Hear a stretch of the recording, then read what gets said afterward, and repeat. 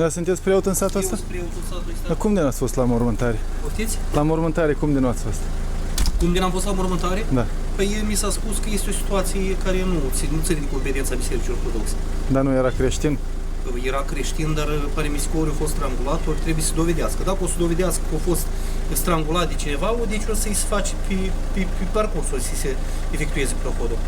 Am înțeles. Da, prohodul de data de mormântare. S-a adresat la mine, a venit iată doamna respectivă care a fost, pare mi se că Rudele, da. sora răposată, s-a adresat, m-am adică informat cum a fost situația, în ce împrejurimi, unde a murit, cum a decedat, mi s-a spus, părinte, o găsit strangulat. Că a fost strangulat de cineva, că asta nu s-a dovedit, încă merge ancheta.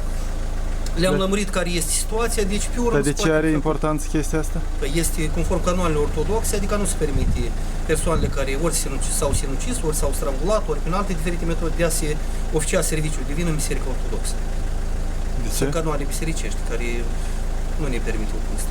Nu știți de ce. Din ce Canon cauză? și gata. Dar care Ce motivul logic?